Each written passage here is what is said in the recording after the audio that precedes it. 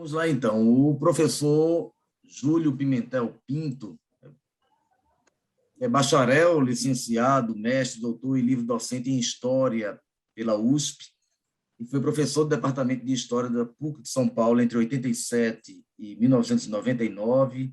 É também professor do Departamento de História da USP desde 1999, onde dá aulas na graduação e na pós-graduação e orienta pesquisas de iniciação científica, mestrado, doutorado e pós-doutorado. É também membro do Borges Center, da University of Pittsburgh, publicou cerca de 110 artigos ou capítulos de livros no Brasil e no exterior, e é autor de 10 livros, incluindo obras didáticas de história, entre eles Uma Memória do Mundo, Ficção, Memória e História em Jorge Luiz Borges, editado pela Estação Liberdade, em 1998, ainda A Leitura e Seus Lugares, publicado também pela Estação Liberdade, em 2004, Ensino de História, Diálogos com a Literatura e a Fotografia, em parceria com Maria Inês Turazi, pela Editora Moderna, em 2013. Finalmente, A Pista e a Razão, uma história fragmentária da narrativa policial, pela Editora E-Galáxia, publicada em 2020.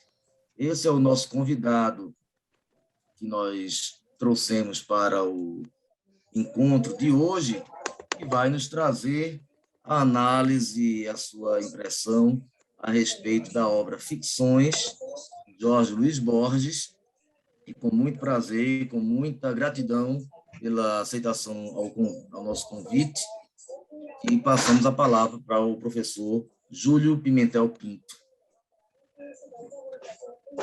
Bom, boa noite a todos. Muito obrigado, Kelps, pela apresentação generosa.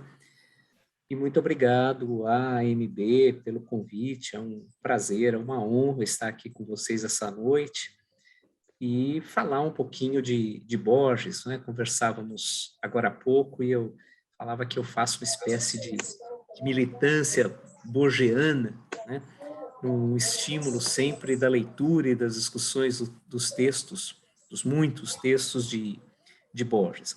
E Ficções é justamente um dos seus livros de mais destaque, quase sempre quando as pessoas são instadas a indicar as principais obras de Borges, uma delas, infalivelmente, é Ficções. Ô, pai, faz um lanchinho para mim. O senhor me dá licença um instante, professor, só para pedir aos demais participantes, por gentileza, desliguem os seus microfones para que não haja nenhum tipo de interferência, e lembrando também que, ao final da exposição do professor Júlio, nós vamos ter, como fazemos sempre, debate. Então, vamos já pensando aí, né, naquilo que pode ser interessante para debatermos a respeito da obra e do autor que vai ser estudado na noite de hoje. Então, mais uma vez, devolvo a palavra ao professor Júlio Pimentel. Obrigado, Kelps. Eu preparei uma apresentação até para regrar o respeito ao tempo disponível, né? Evitar que eu me ponha a falar e quando eu perceber, todos vocês estarão dormindo, né? Pelo efeito soporífero da minha fala. Então, vou iniciar a apresentação, que tem, na verdade, dois tempos. Um primeiro tempo que é de caracterização do livro, porque Ficções é um livro que, ao mesmo tempo, é um conjunto de dois livros, são dois livros diferentes que se reuniram, que foram reunidos nessa publicação de 1944, que é a primeira edição de Ficções. Então, a primeira parte é uma caracterização do livro, e uma segunda parte, que é a identificação de determinados temas, determinadas questões, eu chamei de certas obsessões borgianas, que aparecem, na verdade, em toda a obra de Borges, e que nesse livro ganham especial ênfase, especial destaque. Eu vou iniciar, então, a apresentação.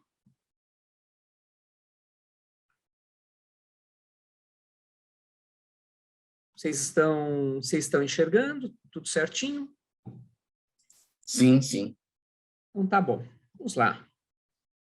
Imagino que a maioria de vocês provavelmente todos conheçam visualmente Borges, né? Eu selecionei 4 fotos dele, uma jovenzinho, uma a que está no centro ao alto, na faixa dos 30, 40 anos, a que está no centro, na parte inferior da tela, perto dos 50, 60 anos, e, finalmente, talvez a figura mais conhecida de Borges, essa que está à direita, que é o Borges já idoso, né, essa foto foi tirada na Sicília, numa viagem que ele fez para a Sicília no princípio dos anos 80, portanto, já com mais de 80 anos.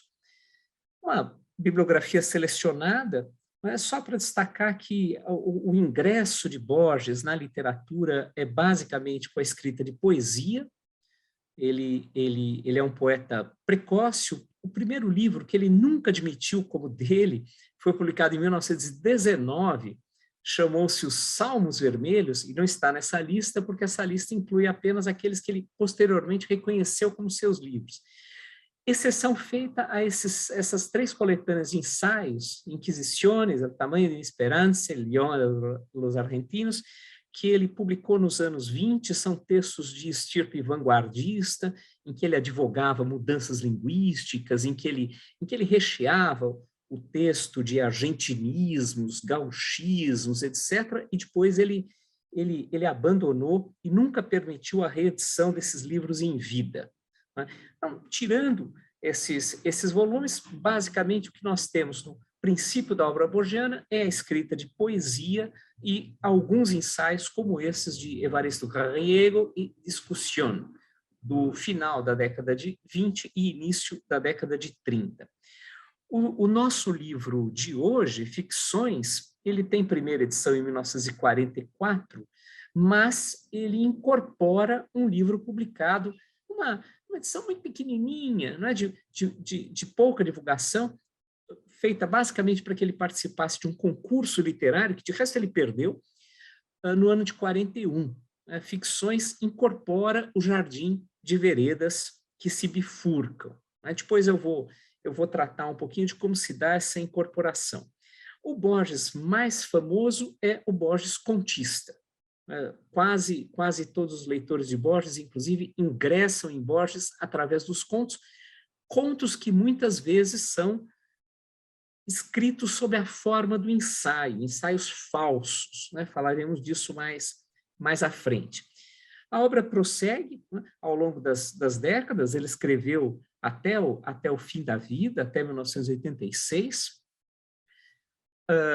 Como certamente vocês conhecem, a partir da metade da década de 50 ele é cego, não é? Ele tem uma doença degenerativa que herdou do pai e que foi progressivamente tornando-o cego, até que na metade dos anos 50, e é uma época muito peculiar, né? 1955, ele era um antiperonista ferrenho.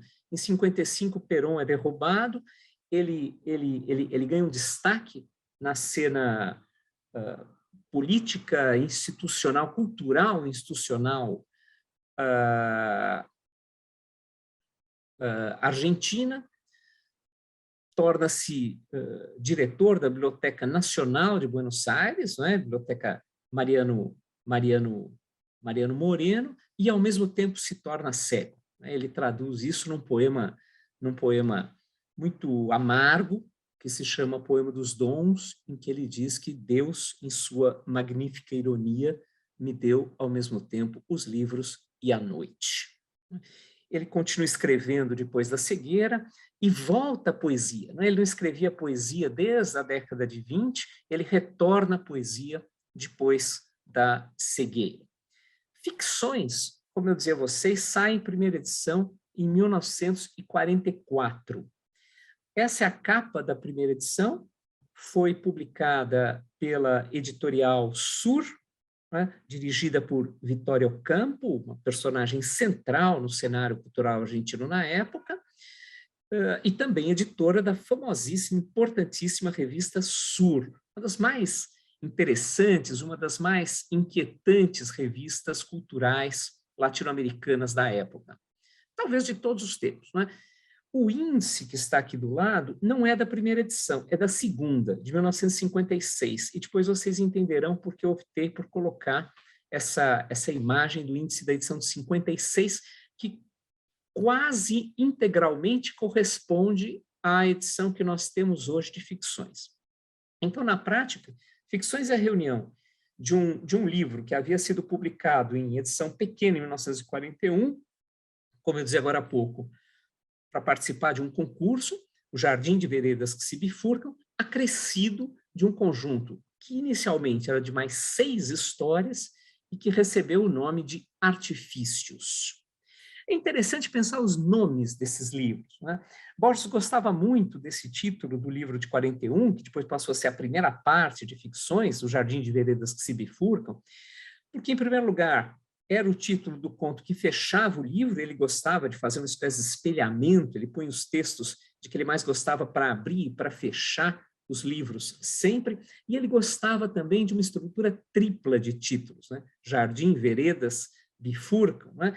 Com complementos no meio, mas ele gostava dessa estrutura sempre tripartida.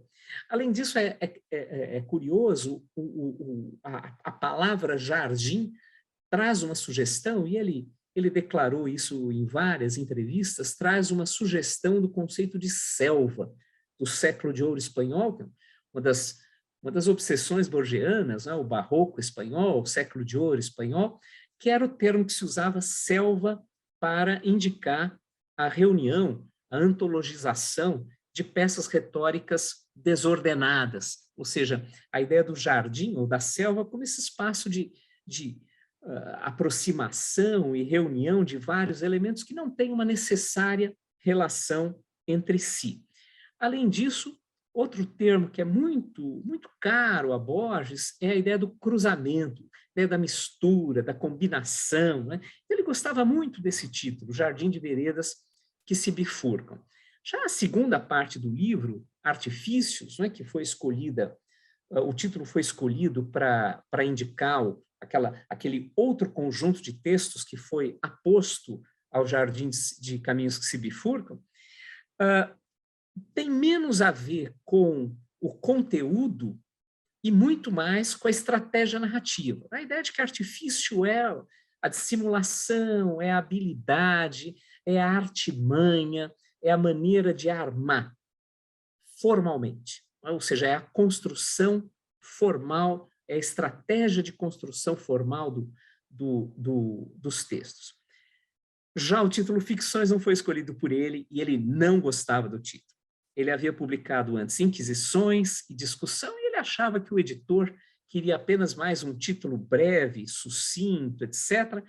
Aceitou, não havia muito o que fazer, mas não era um título que lhe fosse caro. Inclusive, porque o título acaba por tirar uma das surpresas do livro, né? Há vários contos no livro que, à primeira vista, a gente pode lê-los como se fossem ensaios, como se fossem textos que remetem a situações verdadeiras, né? Você lê, por exemplo, Pierre Menard, autor do Quixote, ou o conto de abertura, que é um dos mais difíceis do livro, Plon, Ucbar, Orbis Tertius, e você fica em dúvida se aquilo é verdade ou não é. Você lê o Herbert Quain, por exemplo, e também há uma certa hesitação do leitor, mas será que isso que ele está contando aqui é verdade ou não? Quando o livro se chama Ficções, você já sabe de saída que tudo aquilo é inventado, tudo aquilo é imaginativo, né? O compromisso da ficção é sempre com a imaginação. Ela pode até incorporar elementos verdadeiros, mas esses elementos verdadeiros aparecem na ficção transformados, não é? Alterados, traduzidos numa base imaginativa. A composição original do Jardim de Veredas que se bifurcam é essa que está na tela, e que, com exceção desse segundo conto, a aproximação de Al-Mutassim continua sendo a composição na edição atual. E eu faço essa ressalva por 2 motivos. Primeiro, porque, de fato, um conto foi eliminado do livro, e é uma trajetória curiosa a de aproximação ao Al-Mutassim, porque é um conto que já tinha saído num volume de 8 anos antes, de 36, A História da Eternidade. Ele recolocou o conto no Jardim de Veredas que se bifurcam, ele persistiu em ficções e foi suprimido só muitas décadas depois. Só a partir da edição de 74 que Ficções não tem mais esse conto. Se vocês tiverem uma edição posterior a essa, as edições atuais brasileiras, por exemplo, de ficções, vocês vão perceber que a aproximação de Al-Mutassim não está lá.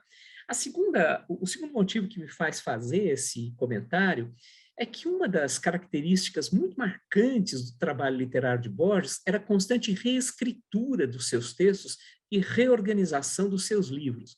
Então, essa coisa de incluir textos, eliminar textos, alterar textos, às vezes até a loucura, né? Às vezes ele visitava casas de amigos, pegava edições antigas dos seus livros e fazia correções à mão, né?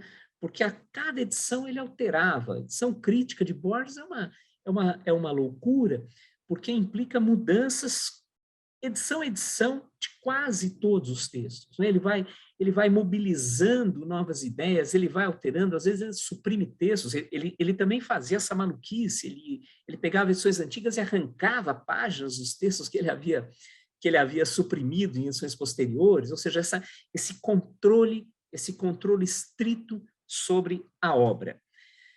Esse slide também nos mostra que todos os textos que compõem o Jardim de Veredas que se bifurcam, com exceção do texto-título, já haviam aparecido em versões pré-originais, versões que depois passaram por modificações, em outros lugares. No caso do Jardim de Veredas que se bifurcam, todos haviam aparecido na revista Sur, publicada pelo mesmo editorial que lançou o livro em momentos diferentes, né? Se vocês forem fazer um balanço aí, com exceção, lógico, do depois desaparecido Aproximação de Al-Mutassim, o mais antigo é a Biblioteca de Babel, que saiu em 39. Os demais saíram, Pierre Menard, autor do Quixote, que é de maio de 39.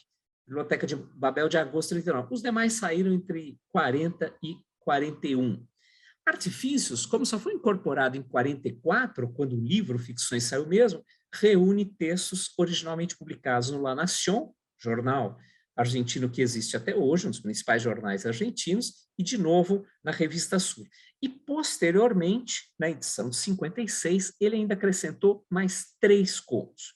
Por isso que naquela imagenzinha, eu preferi colocar o índice da edição de 56 e não da 44, porque daí é um índice completo que contém esses 3 últimos contos, o Fim, a Seita da Fênix e o Sul.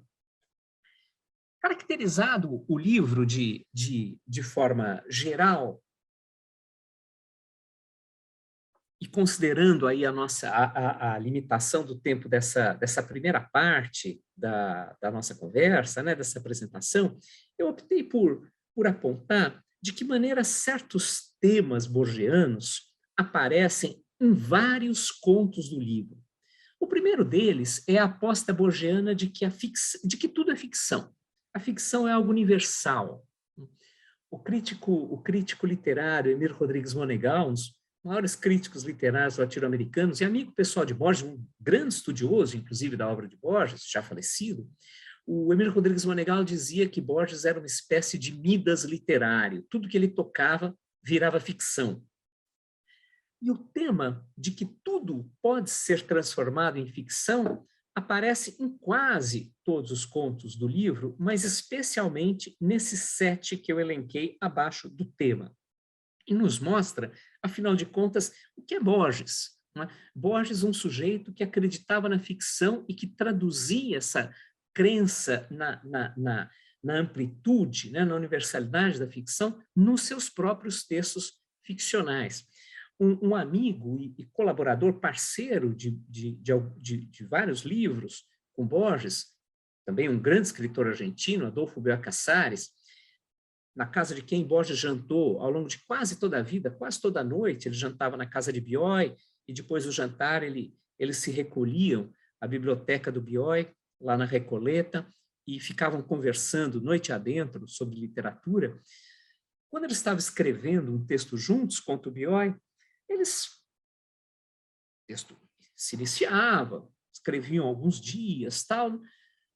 Num belo dia, Borges tocava a campainha, Bioy ia abrir a porta e Borges dizia assim: hoje eu falei com fulano e fulano me disse isso, isso, isso, isso. O fulano em questão era um personagem daquele texto que eles estavam escrevendo. E Bioy usa isso para dizer, bom, Borges vivia de fato nesse universo ficcional, né? A ficção era tudo para ele. No final da vida, inclusive, nos últimos anos de vida, na última década de vida, ele ficava muito irritado quando nas entrevistas lhe faziam qualquer pergunta que não fosse sobre literatura. E, em geral, dizia a primeira coisa que lhe ocorria à cabeça. E, às vezes, essa coisa era horrível, né? Elogios ao Pinochet, elogios à ditadura militar argentina, etc. Para algumas pessoas, o que acabou lhe causando muitos problemas, não é? Ele foi execrado por uma parte da crítica, certamente foi por isso que ele jamais foi premiado com um prêmio Nobel, não é? Um prêmio que, embora ele dissesse que não queria, ele queria, não é? Ele ficava incomunicável sempre no dia em que era divulgado o prêmio, né? Naquele dia em que toca o telefone na casa do sujeito, ele atende, é o secretário da Academia Sueca para dizer que ele foi premiado, ele ficava isolado sempre no dia.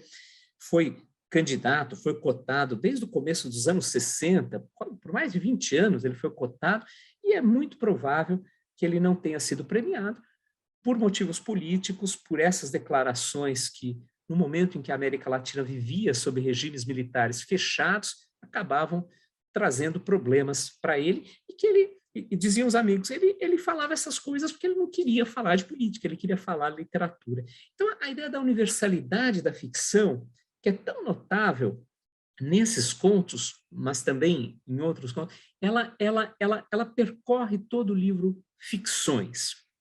Poética da leitura, que é o segundo tema que eu indiquei aí, é uma expressão justamente desse crítico uruguaio que eu citei agora há pouco, Emir Rodrigues Monegal.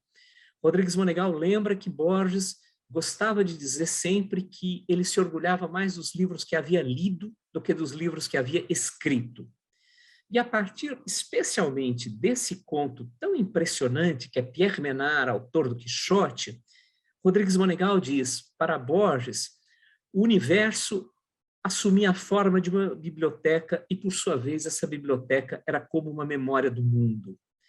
Pierre Menard, autor do Quixote, é um texto, vocês talvez o tenham lido, em que ele conta, como se estivesse escrevendo um ensaio de crítica, ele conta sobre a obra desse autor francês, Pierre Menard, cujo grande objetivo na vida era escrever o Quixote.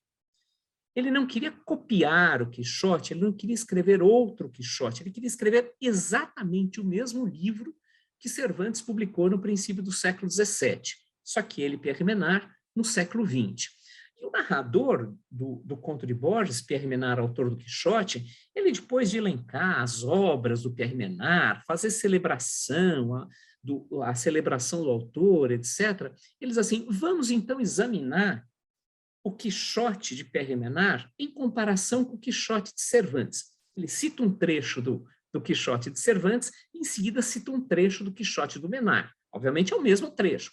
Ele fala assim, veja só, o Quixote do Menard é superior ao de Cervantes. Imaginem que Cervantes escreve assim, a história, madre de la verdad. O que significa Cervantes escrever no princípio do século XVII, essa célebre referência latina, né, de que a história é a mãe, é a mestra da verdade. É um elogio retórico da história. Já Pierre Menard escreve assim, la história, madre de la verdad. Oh, veja que coisa maravilhosa. Quem pode afirmar no século XX que a história é a mãe, é a mestra da verdade? Aí é uma teoria da história. O texto é muito mais complexo. O que na prática ele está fazendo no texto? Lógico que se trata de um autor inventado, de uma obra inventada. Parece um pouco insólito supor que alguém queira escrever o mesmo livro 3 séculos depois, mas, sobretudo, Borges fala do quê? De uma poética da leitura. Pierre Menard é um extraordinário autor porque ele quer escrever justamente aquilo que ele lê, mas ele quer viver aquilo. Então, ele vai buscar experiências equivalentes a dos Cervantes para poder escrever o mesmo livro, linha a linha, palavra a palavra, o dos Cervantes. A leitura é o ponto de partida para tudo. Num conto como A Morte e a Bússola, um dos mais instigantes contos policiais já escritos, né? A Cristina Parodi, uma grande estudiosa de Borges, também diz que ele faz uma subversão do gênero policial na Morte e a Bússola. Os papéis são alterados, né? É o assassino, é o criminoso que conduz o processo de investigação e não o detetive.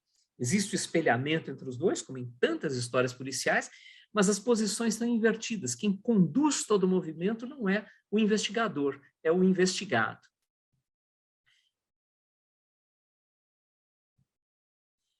Outro tema que também está em Termenar, está no tema do traidor e do herói, está na Morte e a Bússola, está nas Ruínas Circulares, não? Um raro texto onírico de Borges, que para alguns é uma reescritura da história do Golem, né? A reescritura é uma reiteração da ideia da poética da leitura. O escritor, e essa frase de Borges, o escritor é um amanuense do engenho alheio. Ele não inventa nada, diz Borges. Borges nega toda a originalidade dos textos. Ele não inventa nada. Ele recria a partir do que outros escreveram. Sendo, ele completa o argumento, sendo mais importante esse trabalho do amanuense, a combinação, a junção, a articulação de ideias e textos alheios, do que a própria imaginação, do que a própria originalidade. Então, a leitura reinventada na escrita, a leitura reescrita no novo texto, atualizada, reposta, seletivamente reposta. Outro tema borgiano que atravessa todo livro ficções é o tempo e a memória. Claro que imediatamente a gente pensa em Funes o Memorioso, né? Esse texto que fala de um sujeito que não esquecia nada, e justamente por isso ele não conseguia pensar, porque o pensamento exige abstração. E se você não consegue perceber que o cão das 18h32 é o mesmo cão das 18h34, se você não cria essa figura geral do cão, você não pensa. A memória se torna, nas palavras do próprio personagem Funes, Irineu Funes, se torna um despejadouro de lixo, porque há tantos elementos ali que se torna impossível ultrapassá-los. Mas o tempo e a memória, de uma forma mais geral, são temas recorrentes, são obsessões borgianas. O tempo todo ele está refletindo sobre o tempo todo ele volta à célebre formulação heraclitiana de que nós nunca nos banhamos no mesmo rio duas vezes, porque o rio é outro, porque nós somos outros.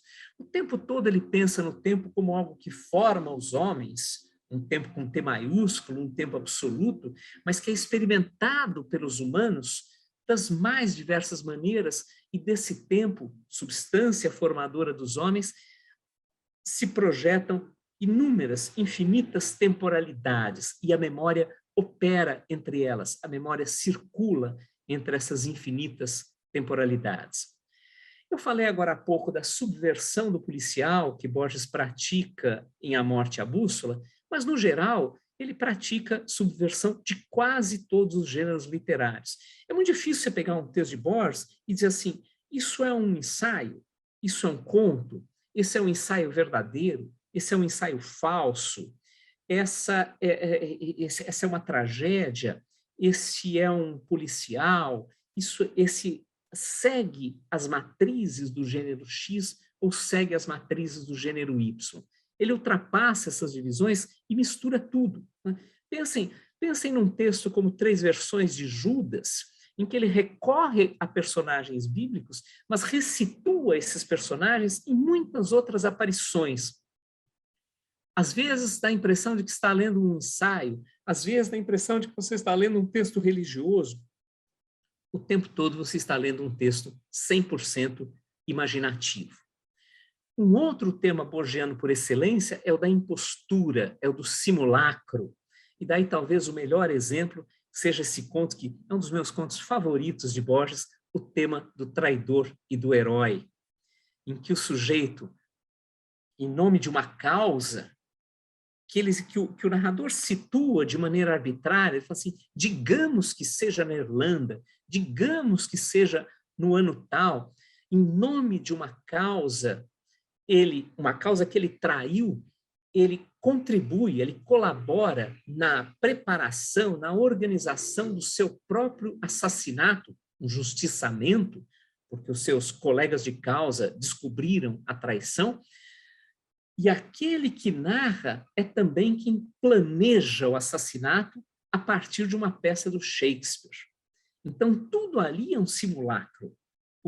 O herói, na verdade, é um traidor, mas a maneira como ele morre é uma forma heróica, a forma como é planejado o assassinato é uma reinvenção, é uma cópia, é um plágio, é uma reprodução, uma repetição de um texto shakespeariano. Ou o fim, que é uma reescritura do famosíssimo Martín Fierro, um dos textos essenciais, um poema épico essencial da literatura argentina, publicado no último quartel do século XIX por José Hernández. E o Sul é um dos contos um dos raros contos de Borges que tem elementos autobiográficos, em que um sujeito, depois de um acidente, que foi um acidente que ele próprio sofreu numa véspera de Natal e quase morreu de septicemia, esse personagem, não é? Johannes Daumann, ele resolve ir para o Sul e viver algo que não é a vida dele.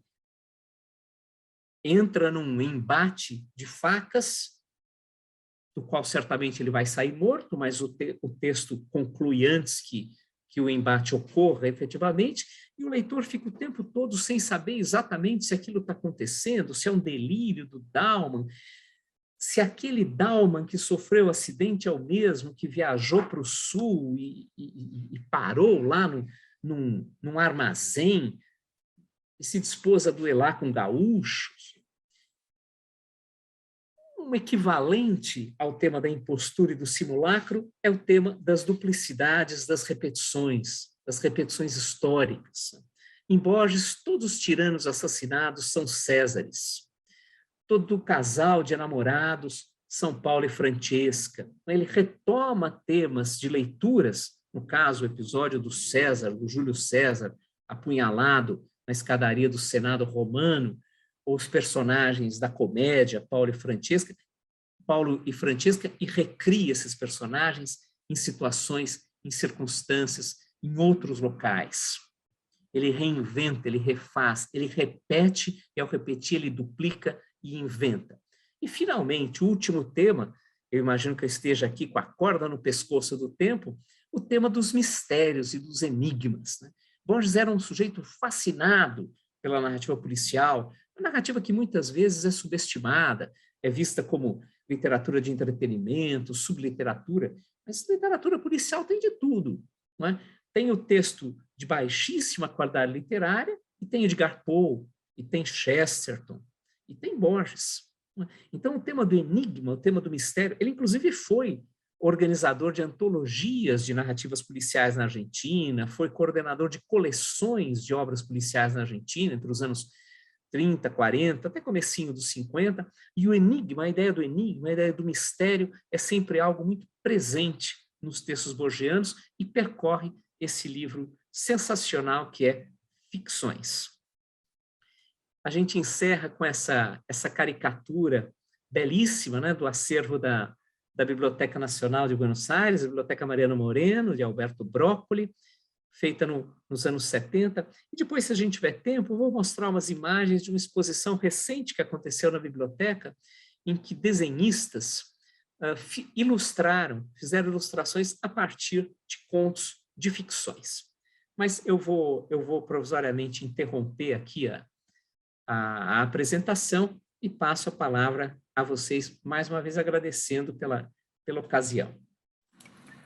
Nossa, nós aqui ficamos impressionados aí com a sua exposição, professor Júlio, ainda mais, né, com esse fracionamento aí, né, dos estilos e das características desses textos todos, que realmente dá um fechamento, faz um fechamento, uma amarração em todos esses textos aí, de uma forma brilhante, né? Eu vou dar a oportunidade agora para todos aqueles que tenham algum comentário, alguma pergunta a fazer ao professor Júlio, né, que pode ser feito tanto verbalmente, aí coloca a mãozinha aí, né? Eu acho que todos já sabem, né, a forma de colocar a mãozinha assim na tela, para que a gente possa fazer a sequência exata daqueles que queiram falar e a gente vai passando a palavra. Aqueles que por timidez, por algum tipo de dificuldade, pode fazer também a pergunta pelo chat aqui do Zoom, e também, da mesma forma, nós iremos dar a oportunidade, fazer a leitura e dar a oportunidade para o professor também responder. Fica aí franqueada a palavra, né, quem gostaria de iniciar esses comentários.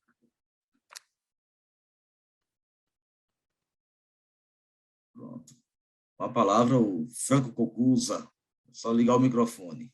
Isso. Vou dar início aqui, o pessoal está começando a esquentar. Júlio, antes de mais nada, eu estava olhando o seu currículo, eu vi que você fez história, foi na USP? Foi?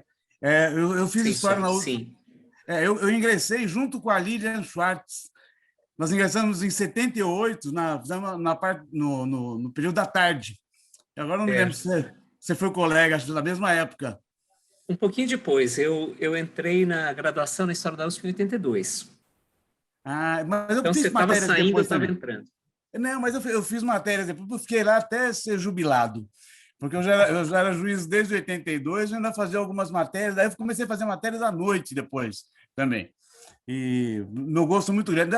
Ficou mais fácil entrar para a história do que propriamente terminar o curso de história, que a história, aliás, nunca acaba, né? Bom, mas olha, primeiro, eu não tinha lido o livro Ficções, eu tinha lido, em parte, o História da Eternidade, do Jorge Luiz Borges. Cheguei a ler mais da metade dele e fui agora, acabei só lendo 2 capítulos, 2 ou 3 contos aí.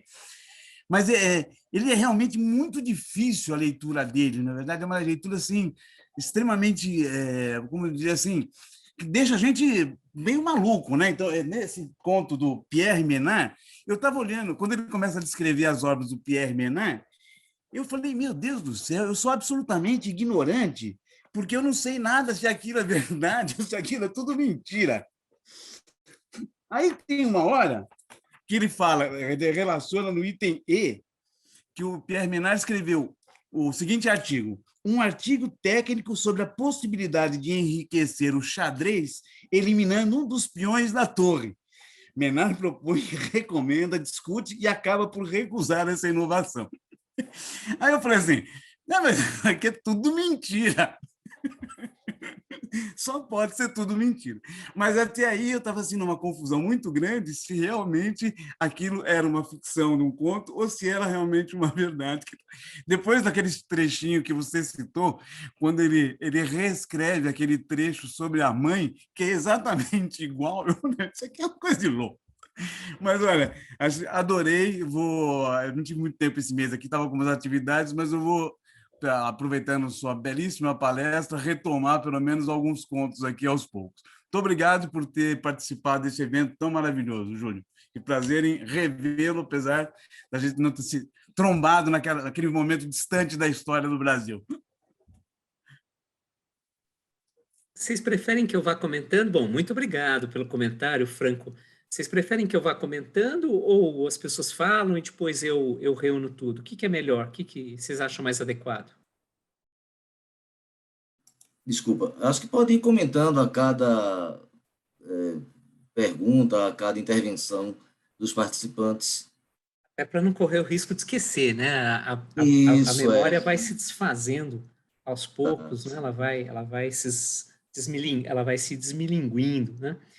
Não, você falava, eu queria destacar uma das coisas, né? Você falou várias coisas interessantes, mas eu queria destacar uma das coisas que, inclusive, eu tinha comentado rapidamente antes de começar, quando estávamos batendo papo aqui, que é as dificuldades que muitos textos borgianos colocam aos leitores.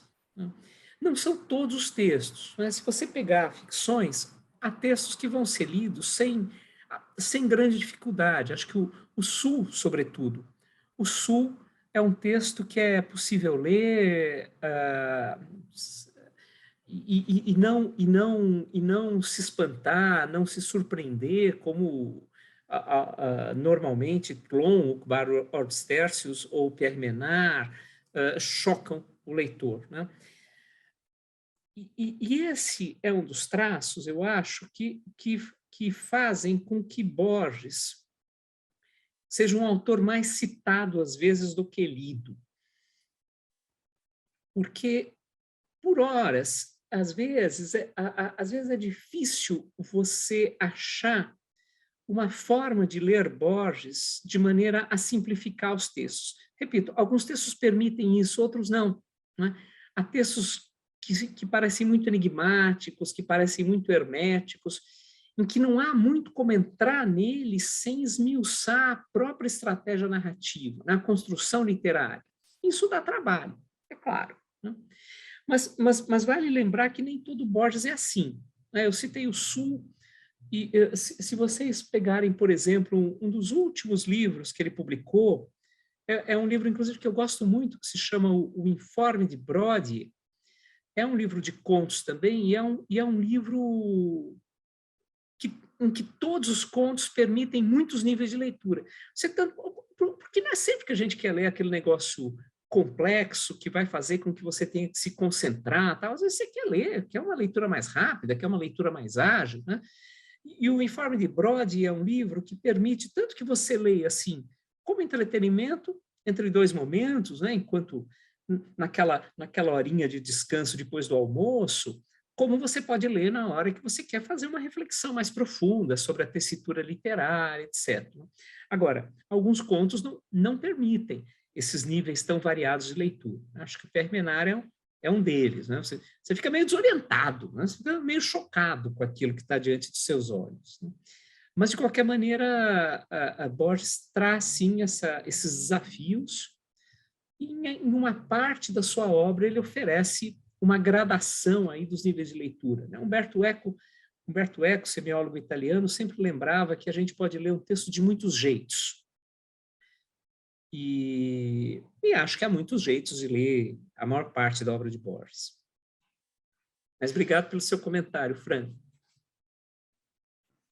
Muito bem, continua franqueada aí a palavra a quem queira fazer alguma intervenção, mas aí eu faria um comentário enquanto os demais vão se preparando, professor. O que realmente mais chama a atenção nesses textos, quando eu passei a lê-los, é justamente aquela incerteza que nós temos. Será que isso daqui é algo real? Eu cheguei a querer procurar no Google, né, Ukbar, né, que se existe, se não existe, né? Então, até pela sua explanação aí também em relação a outros desses contos, dessas ficções dele, sempre tem essa perspectiva do que realmente é verdadeiro, o que é realmente uma ficção, né?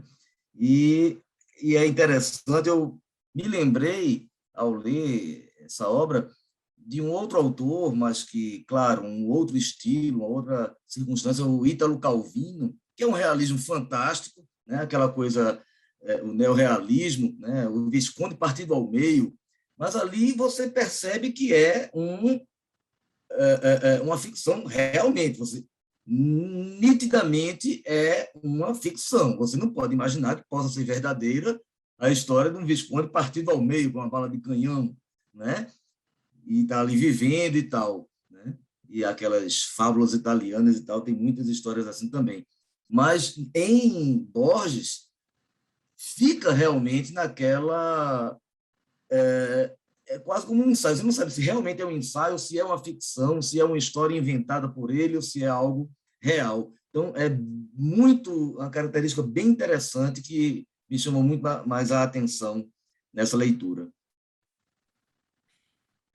Obrigado, Kelps. Eu vou fazer dois ou três comentários e vou procurar ser breve. O primeiro é que a sua percepção de uma possível aproximação entre Borges e Calvino é absolutamente correta.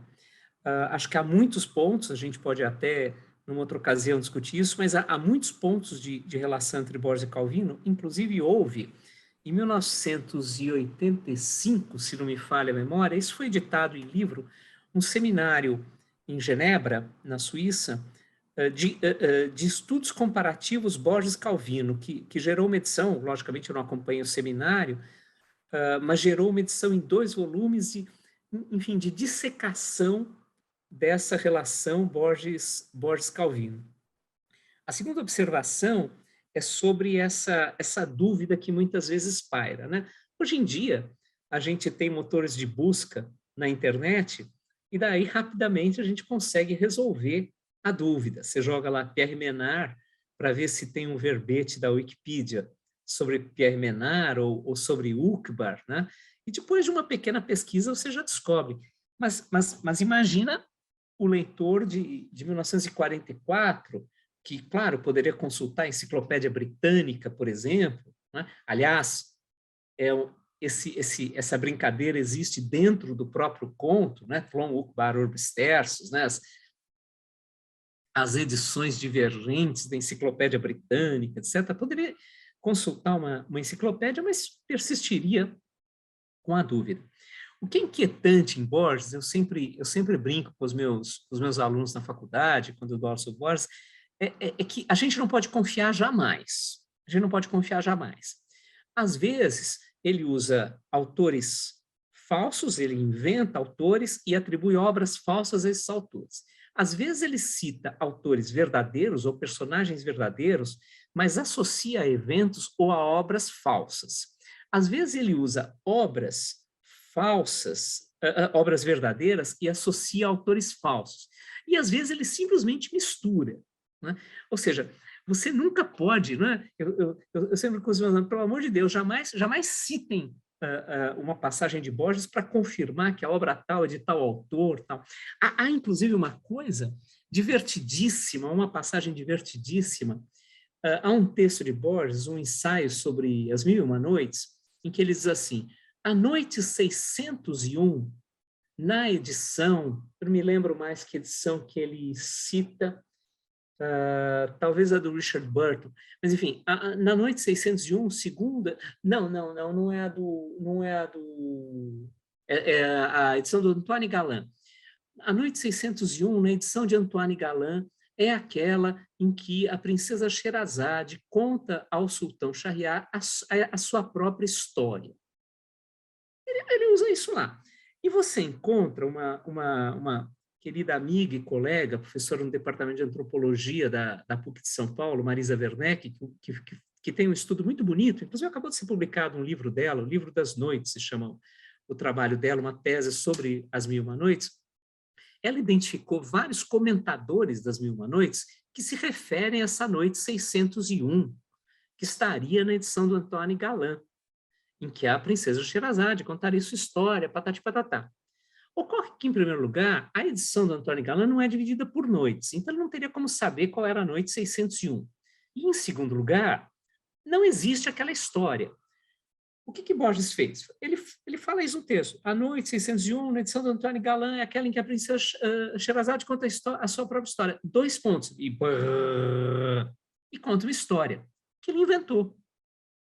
E que aparece citada por aí como sendo uma história do Livro das Mil e Uma Noites. Veja que é uma falsificação, mas qual é o espírito do Livro das Mil e Uma Noites? Das Mil e Uma Noites? É sempre essa ideia de que uma história se encadeia com outra história, sempre se conta uma história a mais.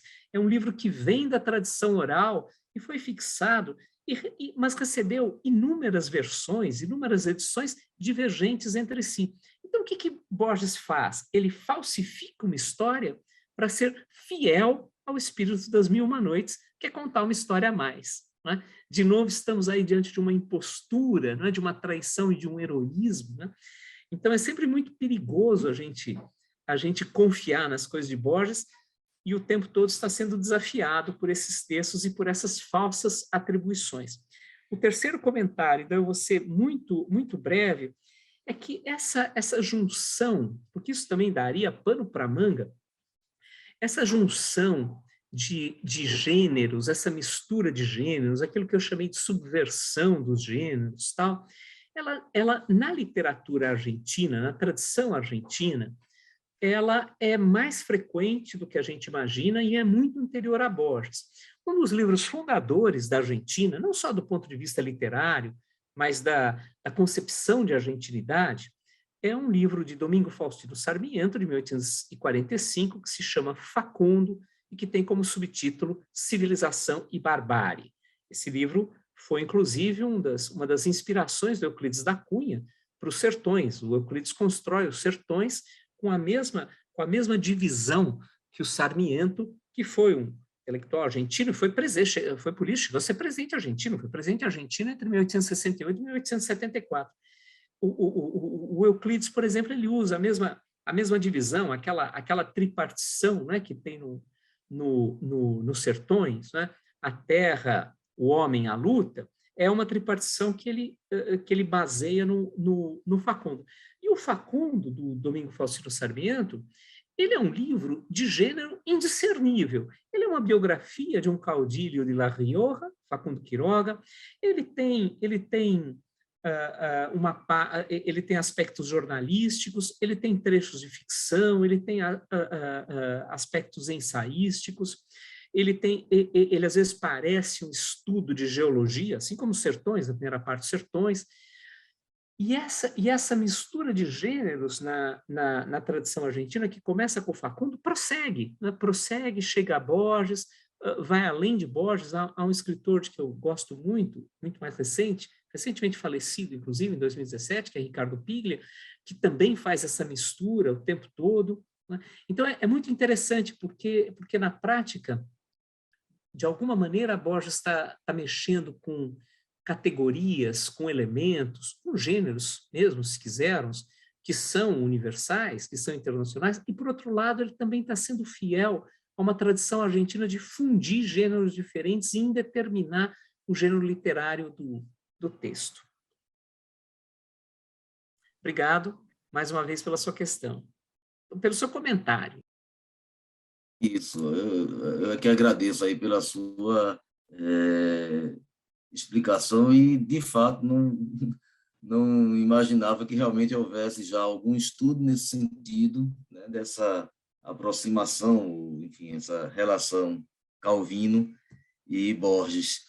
Vamos lá, continua ainda franqueada a palavra a quem queira dela fazer uso, quem queira fazer algum comentário, alguma observação em relação à obra, em relação ao autor e em relação à exposição do professor Júlio.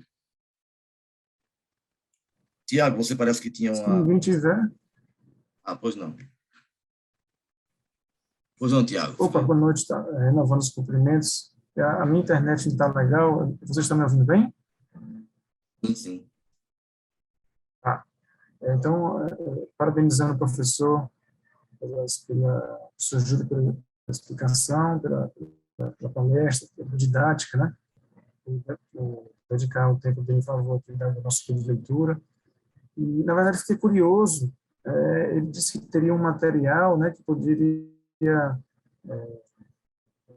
exibir depois da primeira fala, e eu fiquei curioso. Eu me associei aos colegas que falaram anteriormente a nós, que a leitura realmente é uma leitura que acompanha bem palavra por palavra, né, ponto por ponto, porque senão a gente dispersa, né? Ele faz uma série de ilações e ligações que termina tem que ser uma leitura bem atenta, né? Não é aquela leitura de ocasião, não, é uma leitura bem atenta, bem rica, né? bem densa, né? Então, eu fiquei muito curioso que o professor Júlio disse que tinha um material para exibir, e cá comigo eu fiquei um pouco curioso, né? Não sei se teríamos tempo hábil para fazer essa divulgação aqui. Não sei se também eu entendi mal, mas fica aqui a nossa manifestação. Obrigado. Sim, vocês é que sabem. Eu posso apresentar. Na verdade, foi uma feliz coincidência. Quando eu me organizava para essa conversa com vocês, eu descobri que havia na Biblioteca Nacional de Buenos Aires, Mariano Moreno, uma amostra muito bonita de desenhos. Não são só desenhos, são aquarelas, a partir dos contos do Borges. Eu incluí alguns desses desenhos na apresentação em PowerPoint. Se vocês quiserem, acharem que dá tempo, eu posso mostrar. Vamos antes ver a diga lá. intervenção do Antônio Clementin, que levantou a mão aí. Em seguida, dando tempo, a gente também fiquei muito curioso de ver essas imagens aí. Clementin, com a palavra, por favor.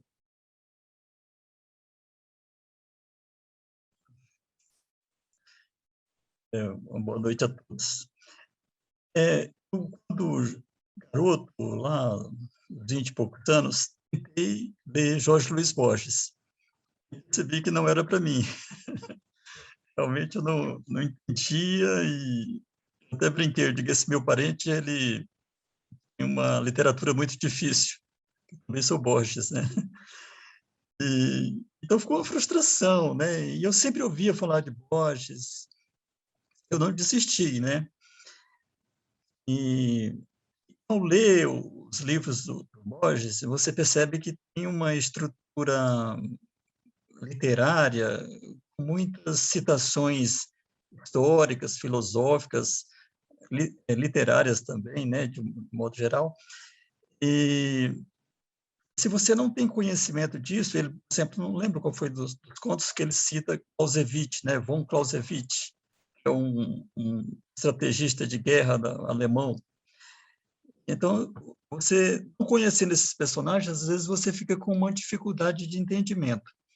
Agora, eu já vi muitos professores argumentando que para você ler a Divina Comédia, para você ler Doutor Fausto, e alguns outros grandes livros, se você não tiver um conhecimento dos arredores, do contexto que aquela obra foi escrita, em quem ele se inspirou, você não vai entender, ou vai entender muito pouco, né? Agora, o senhor recomenda alguma literatura que possa nos ajudar a entender melhor Jorge Luiz Borges? Existe algumas sugestões de autores que a gente possa ler paralelamente para um melhor entendimento de Borges? Bom, obrigado, Antônio. Eu esqueci, me desculpe, por favor, Tiago, eu esqueci de agradecer ao seu comentário, eu fui direto aos finalmente, né, falando da apresentação, então, obrigado, Tiago, pelo seu comentário anterior, obrigado, Antônio, pelo de agora. Eu acho que retomando a aproximação com o Calvino, de que o Kelps falou agora há pouco, o Calvino, num daqueles ensaios de Por que Ler os Clássicos, ele dá uma definição muito divertida, né, do que é um texto clássico, jogando com contraposições, né, assim, o clássico é aquele que você nunca leu, mas você já leu, né, porque você já sabe muitas coisas dele, e ao mesmo tempo é aquele livro, aquele texto, aquela obra que você já leu muitas vezes, mas toda vez que você lê é como se fosse a primeira vez, porque você lerá de outra forma, etc. Eu acho que essas dificuldades e essa entrada em Borges, né? Às vezes a gente tenta uma vez, tenta outra, tem alguma dificuldade, acaba acertando lá pela quarta ou quinta vez. É um pouco isso, não é? Os textos borgianos, eles, ao mesmo tempo que você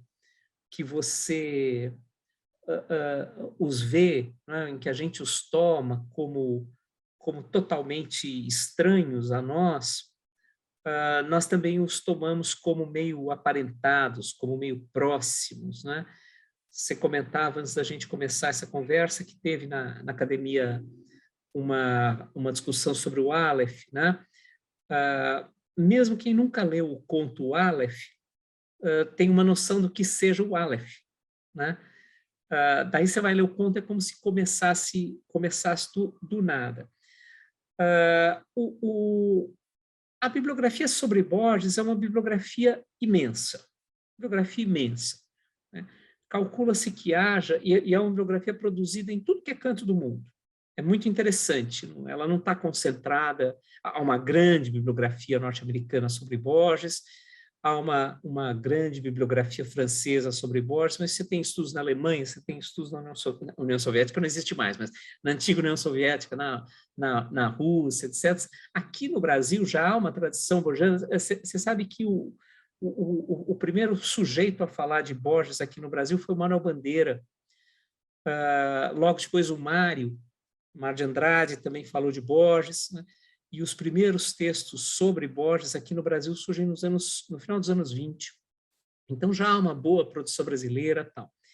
Para uma aproximação a Borges, eu sugeriria duas obras, ambas feitas aqui no Brasil.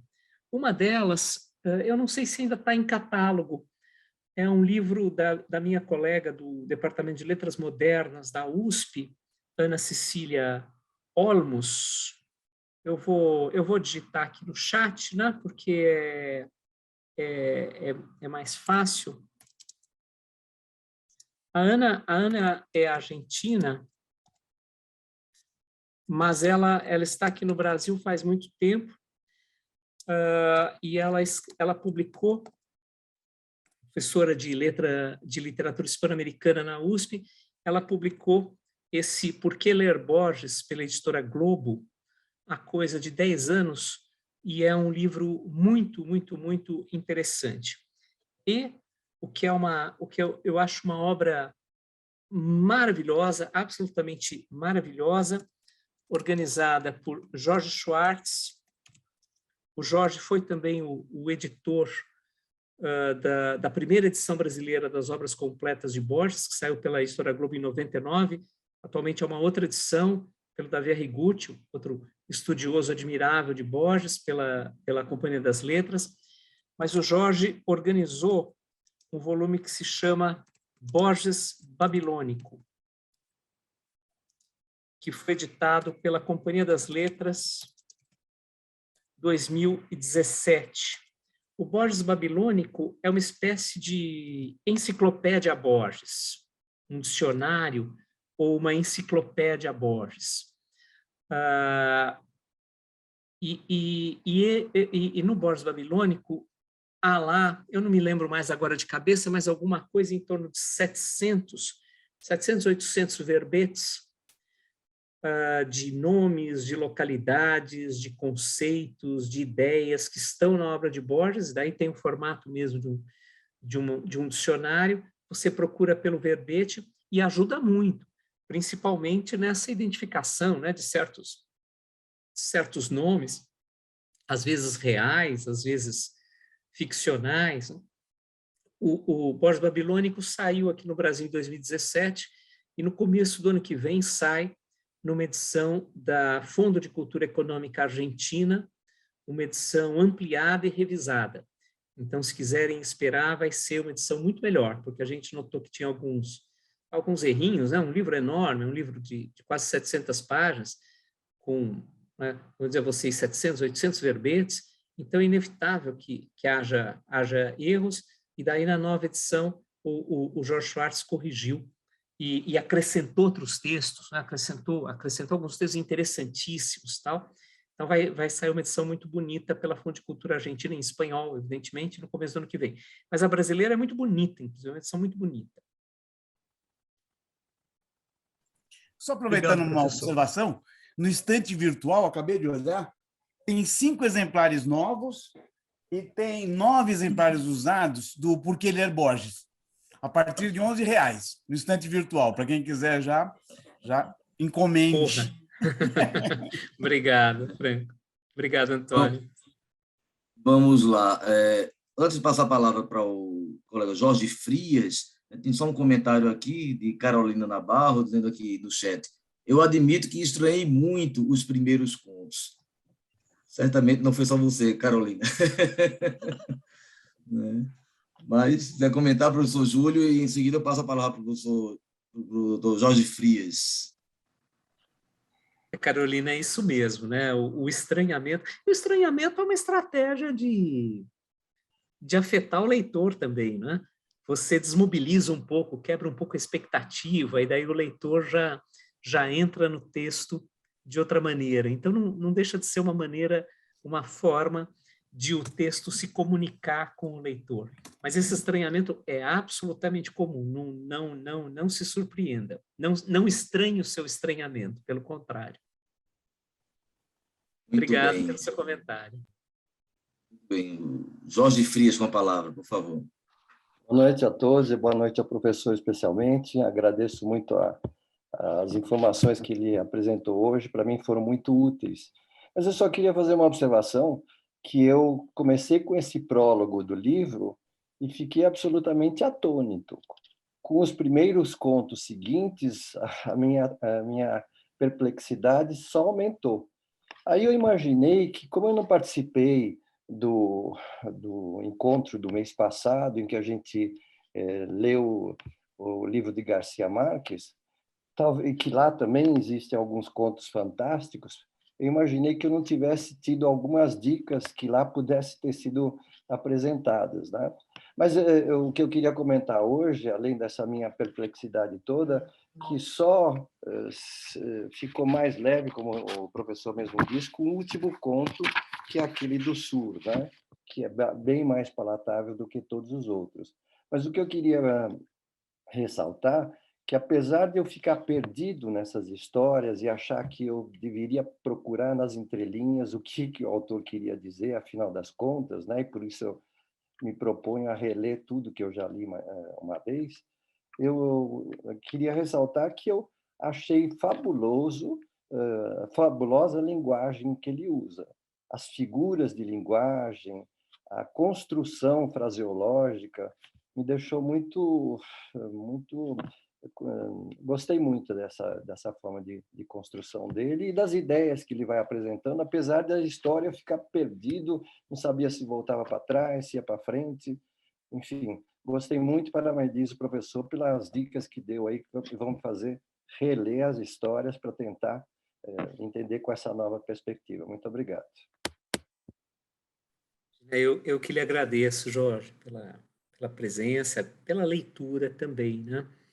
O prólogo, de fato, os dois prólogos, né? O prólogo ao Jardim de Veredas que se bifurcam e o prólogo posterior a Artifícios, eles, como você bem notou, eles mais desorientam do que orientam, porque neles o narrador, é sempre um pouco perigoso a gente falar o autor, né, em qualquer texto, mas no caso de Borges especialmente, né? Mesmo quando ele assina com o próprio nome, às vezes é outra pessoa que fala, né? Ele tem um texto, inclusive, em que ele explicita isso, Borges e eu, né? Então, o narrador desses prólogos, ele emite algumas opiniões sobre o texto, sobre os textos, sobre os vários textos, os vários contos presentes no livro, e são opiniões muitas vezes que são aleatórias, né? Ele apresenta alguns por meio de uma adjetivação, outros ele destaca mais, então esse esforço de desorientar o leitor já vem no próprio prólogo, como você notou. Sobre o trabalho da linguagem, é um dos traços mais destacados na obra de Borges. E daí me permita aqui uma pequena anedota pessoal. Muitos anos atrás, em 1995, a minha tese de doutorado foi sobre Borges. E num determinado momento, numa passagem, já não me lembro a propósito de quê, mas em 95, isso faz 26 anos, né? Eu usava o que, na verdade, provavelmente, quando eu escrevi isso, a intenção era de uma metáfora. Então, assim, Borges flerta com tal coisa. E o Jorge Schwartz, que eu citei agora há pouco, que estava na banca, que é um imenso conhecedor de Borges, ele virou para mim com um ar assim, meio severo, e disse: Borges não flerta com nada. Né? E é verdade, né?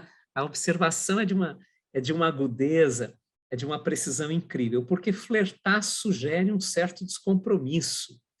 Flertar sugere uma postura algo superficial. E Borges, de fato, não flerta com nada, como o Jorge me ensinou naquele dia, eu nunca mais esqueci. O 1º de dezembro de 1995. O trabalho com a linguagem, o trabalho com o texto, a escolha das palavras, as trocas, as permutas, as correções, são impressionantemente rigorosas.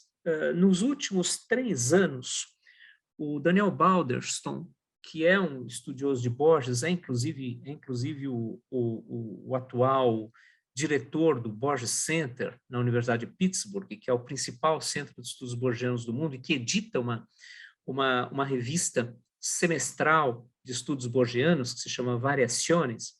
O Daniel, nos últimos 3 anos, ele passou a editar, pelo próprio Borges Center, um dos volumes em coedição com a Universidade da Virgínia do Norte. Ele passou a editar manuscritos do Borges. É um pouco complicado você mexer com esse material, porque tudo que é de Borges hoje é sujeito a um controle rigorosíssimo pela herdeira dos direitos autorais.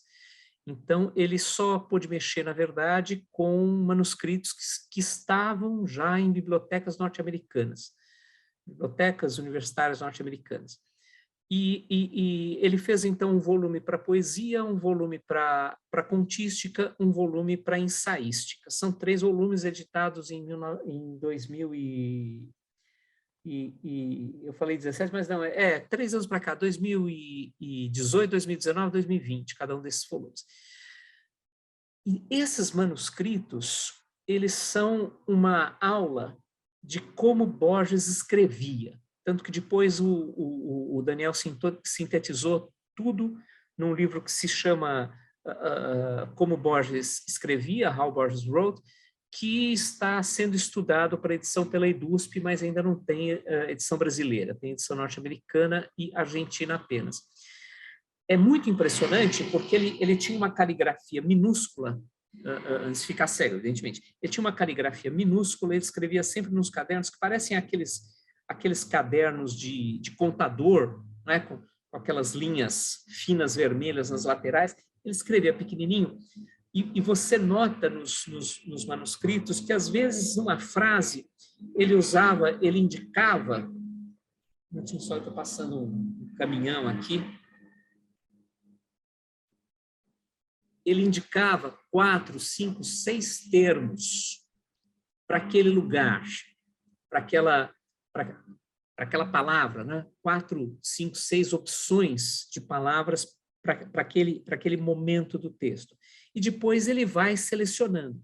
E muitas vezes ele risca e inclui uma 7ª. Ele faz anotações na borda, tal. Então, como eu disse a vocês, mesmo depois de editado, ele continuava corrigindo eternamente os seus textos. Daí, e esse foi um achado genial do Daniel Balderston, muitas vezes a gente pensa assim, bom, isso até o momento da cegueira, né? Porque, evidentemente, depois da cegueira há limitações muito claras. Tanto que se costumava dizer que Borges, depois que ficou cego, ele voltou à poesia, porque a poesia, dado o ritmo, dado todos os recursos sonoros, facilitava a memorização. Né? Como ele não podia ler diretamente, ele dependia de outras pessoas para lerem por ele, a poesia facilitava, ele ficava maquinando ali e reescrevia, reinventava na memória os textos. O Daniel descobriu que não, né? Havia algumas pessoas que não só liam para ele, mas que escreviam para ele. A mãe dele, né, Dona Leonora Acevedo, viveu imensamente, morreu com 99 anos e foi leitora para ele depois que ele ficou cego. O Alberto Mangel, que é um escritor hoje muito conhecido, foi durante muito tempo leitor para Borges, ia lá ler para eles, e tanto Dona Leonor como outras pessoas que o secretariavam, às vezes lá na Biblioteca Nacional, né, onde que ele dirigiu por anos, depois de 55, escreviam para ele e depois liam para ele e faziam correções, certamente amando dele, nesses originais. Então, mesmo depois da cegueira, ele continuou pedindo que os textos fossem transcritos e lidos exaustivamente para ele corrigir aqueles textos. Então, esse trabalho da linguagem que você notou e destacou, ele é central na obra de Borges, que não flertava com nada e que, além disso, era obsessivo nas correções e na precisão. A impressão, às vezes, que a gente tem é que, de fato, não cabia outra palavra naquele lugar, que não cabia outra construção frasal, né? É claro que cabe, sempre é possível alterar, mas de tal maneira eles parecem articulados ali, né? Essa escritura cerebral, né? Em que nada é por acaso, nada passa despercebido, que muitas vezes o leitor sai do texto com essa ideia. Não havia alternativa, né? Então, esse, de fato, é um aspecto central da obra de Borges. E obrigado de novo pelo seu comentário. Muito bem, nós estamos já chegando aqui no finalzinho do nosso horário, nós temos o Franco Cocuza querendo novamente a palavra, mas antes tem dois comentários aqui no chat que eu pedi para o professor Júlio responder com a brevidade que for possível, até para que a gente não perca a oportunidade de ainda assistir aos slides com as imagens que foram prometidas. Aí tem um comentário aqui de Adriana, perguntando, Ana Cecília Olmos é a psicanalista? Ela já assistiu a um debate sobre Funes, o memorioso, certamente com ela. Olha só. Não é. É uma homônima. Ana Cecília Olmos é uma crítica e estudiosa de literatura. A Ana é professora nas Letras Modernas da USP, então é apenas uma coincidência de nomes e de interesses de leitura. Sim. Aí tem Kalina Feitosa, que comenta aqui, lendo alguns comentários sobre o autor, encontrei essa expressão que reflete bem o início da leitura de Borges. Aí tem, entre aspas, explosão dos neurônios, mas acho a escrita dele genial. Esse é o comentário de Kalina. Muito obrigado, Kalina, muito obrigado pelo comentário, é isso mesmo. Os neurônios ficam inquietos, né, na leitura. Lívia Simone parabeniza pela forma como foi abordada e exposta a obra de Borges, e parabeniza também aos colegas da AMB. Muito obrigado. Né? Adriana Obrigado, ainda Lívia. retruca aqui ainda, dizendo, então, mas ela debateu com psicanalista, era ela mesma.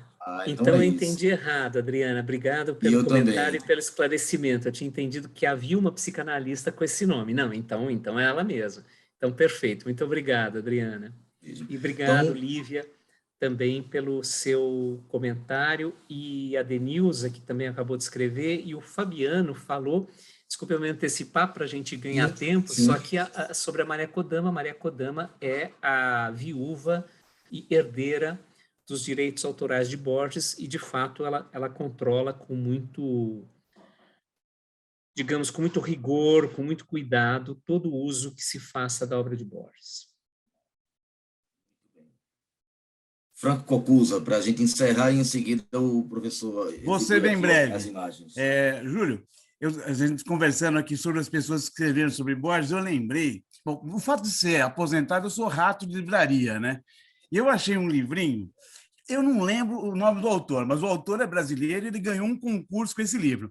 Então, ele conta a história de um homônimo do Jorge Luiz Borges, e contemporâneo também, que ele era escritor. E tudo que ele escrevia era atribuído ao Jorge Luiz Borges, que nós estamos aqui debatendo. Então, ele nunca ia para frente na carreira dele como escritor, por causa dessa coisa que o Jorge Luiz Borges ficava com todo o mérito dele.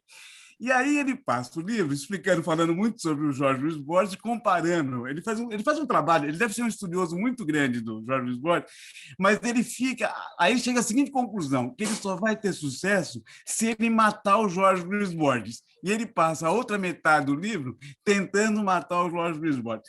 Olha que no nosso próximo encontro eu vou procurar esse livro na minha biblioteca do arquivo e vou trazer aqui para quem quiser ler. Mas ele é muito legal, ele ganhou um concurso, é um livrinho que você pega curtinho, você não para de ler de tanta emoção. Não sei se você já ouviu falar desse livro. Não conheço não. Muito obrigado pela dica, vou atrás. Obrigado. Muito obrigado, doutor. Finalizando, o Fabiano acrescenta dizendo: quis dizer que a Maria Kodama foi a última leitora particular do Borges na fase da cegueira. Exatamente. Ela não admite, ela não gosta que digam que ela secretariou Borges, né? Que ela foi secretária. Ela foi leitora dele, ela era uma jovem, né? Uma estudante, ela foi leitora dele. Depois eles se aproximaram muito, ela passou a ajudá-lo bastante, viajaram muito juntos e casaram em extremes, né? Borges e Kodama se casaram quando Borges já estava no hospital, nos últimos dias de vida. Ele morreu em Genebra, em 1986, eles casaram em extremes, mas ele já havia transferido a ela os direitos sobre a obra. Isso deu muita polêmica, ainda dá muita polêmica. O agente literário que ela contratou para administrar a obra de Borges é um sujeito que é muito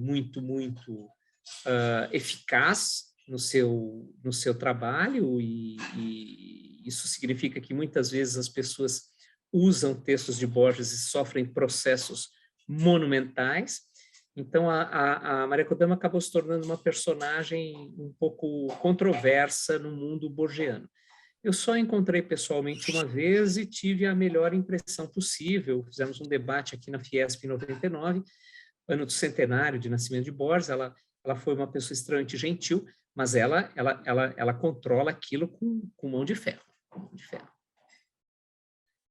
Muito bem. Se o professor Júlio quiser já exibir aqui na tela, enquanto o senhor vai exibindo, vou só ler aqui o último comentário de Manuel Penido, agradecendo a oportunidade, diz: uma excelente aula do professor Júlio, minha curiosidade sobre a obra de Borges aumentou. Olha, coisa boa, né? A ideia que bom, muito bom. Muito obrigado, Manuel, e espero que todos, né? Isso vale para mim também, que todos leiamos mais Borges, né? Porque nunca é suficiente, né? Sempre precisa ler mais, né? Então, como eu comentei com vocês, a Biblioteca Mariano Moreno fez recentemente essa exposição Leitores de Borges, Desenhistas, e convidou várias pessoas para criarem obras a partir de textos de Borges. Então, vejam, Os Tigres Transparentes de Tlon, né, numa passagem do conto, obra do Helênio Pico, é uma ilustração digital, né, em que o artista conseguiu o efeito da transparência dos tigres, né, transparência que é mencionada em Tlon Ukbar Ordes Tertius. O cone metálico de Tlon, né? Aquela passagem que se fala do cone metálico numa representação na mão de um gaúcho, né? Uma obra lápis e pastel combinado com processos digitais, né? O processo de digitalização é sobretudo na composição dos elementos e na textura do vestuário. Trabalho de Lucas Varela. Olhem que bonito, as ruínas circulares, tinta, Nanquim, na verdade, né?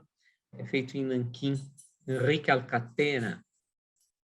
Alguns optaram por aspectos das histórias, outros optaram por fazer, né, uma ilustração, uma representação mais ampla. Inácio Noel, o Jardim de Veredas que se bifurcam, uma construção totalmente digital, desenho, coloração, etc. O Funes, né? Em lápis vermelho e pastel, El Tommy Miller, um Funes que se lembra de cada passo de outras pessoas, né? De maneira que ele não abstrai. Funes morreu, apesar de ele parecer eterno como bronze, diz o narrador do conto, morreu aos 21 anos de idade, de congestão pulmonar, sufocado, né? Sufocado pela memória. O Milagre Secreto, Daniela Cantor. Há algumas que são bonitas e algumas que que são maravilhosas, né? El Sur, né? em que o artista Henrique Breccia assumiu a sugestão dos componentes autobiográficos, né? E pôs a figura do próprio Borges como o Dalman.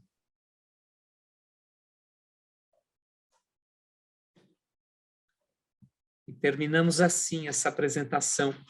Há mais imagens, eu selecionei só aquelas que se referem ao livro Ficções, mas essa exposição, se vocês entrarem, foi uma exposição virtual, né? Ela é você encontra na página da Biblioteca Nacional de Buenos Aires. Há ilustrações de textos de Borges que estão em outros livros. Recomendo muito, é muito interessante. Maravilha. Um último comentário aqui, parabéns da Ana Brugin. Parabéns ao professor Júlio pela aula e pelo bate-papo prazeroso. Parabéns à AMB pela iniciativa do Clube de Leitura. Agradeço em nome da AMB. Muito obrigado, Ana. E agradeço, professor Júlio, pela sua exposição, pela sua dedicação aqui, né? Durante poucos instantes aqui conosco, mas com muita profundidade, com muita bagagem, realmente, um manancial inesgotável aí sobre a obra de Jorge Luiz Borges. Agradecemos e futuramente, em outros encontros mais adiante, gostaríamos de poder, mais uma vez, contar com a sua presença aqui conosco. A AMB agradece penhoradamente aí a sua participação neste nosso clube de leitura. Antes de nós encerrarmos, gostaria apenas de lembrar a todos os próximos textos que vão ser, as próximas obras que vão ser lidas e estudadas, né? Fizemos hoje Ficções, de Borges.